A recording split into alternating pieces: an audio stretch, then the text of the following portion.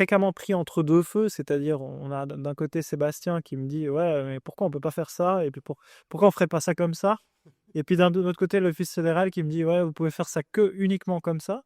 Bah c'est bon, on peut voir moi je vois ça comme un rôle de négociateur par moment et puis peut-être ça force aussi à trouver des solutions. On essaie de chercher des solutions qui sont compatibles pour tout le monde. C'est pas toujours simple. Je pense que c'est un peu challenging, mais dans l'ensemble, c'est aussi très intéressant et puis, peut-être aussi pour finir, c'est aussi une chance de d'une part, faire connaître mieux les autorités aux exploitants et surtout faire connaître mieux, aux autorités, les exploitants et le monde du drone. C'est pour ça aussi qu'on est très investi au niveau de JARUS ou au niveau des comités de standardisation, parce qu'on considère que les insights qu'on a d'un côté comme de l'autre, c'est des choses dont il faut que la communauté puisse, pour finir, profiter. Et on essaye en tout cas, de ce qu'on apprend, ce que j'apprends et ce que le reste de l'équipe apprend chez UA Solutions, on essaie de faire aussi, faire passer ces apprentissages là où c'est utile. J'aime beaucoup le terme de négociateur parce que c'est vraiment de la négociation.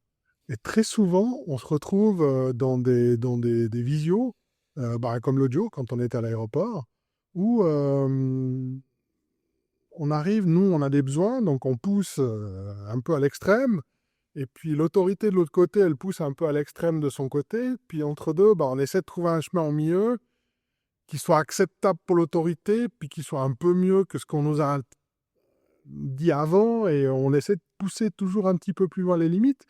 Il y a aussi toute la négociation, toute comment dire ça, je dirais, plus que la négociation, c'est vraiment la justification. On pousse un petit peu l'autorité dans les retranchements, et quand on les pousse dans leurs retranchements, finalement, on leur fait voir les choses sous un autre angle, pour leur faire changer un petit peu d'avis, voilà. Certaines autorités, c'est plus facile que d'autres.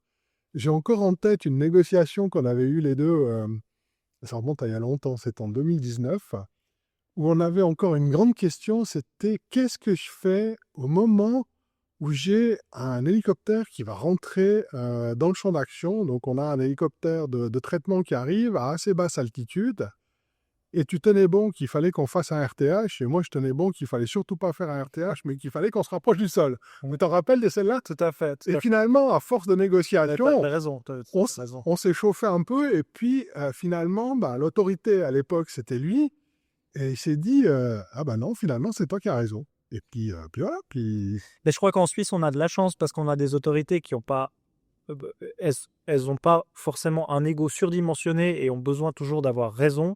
Elles sont prêtes à écouter et à aussi essayer de faire évoluer leurs pratiques. Et on est sur des pratiques qui sont pas toujours très bien établies. Et puis quand on va vers eux pour discuter, on ressent, voilà, eux sont prêts à faire des efforts, mais ils veulent pas non plus prendre des responsabilités qui sont démesurées. Donc on sent qu'il y a une volonté quand même d'essayer d'établir des pratiques qui sont raisonnables. Et de notre côté aussi, on n'est pas là pour abuser, on n'est pas là pour voilà, profiter de quoi que ce soit.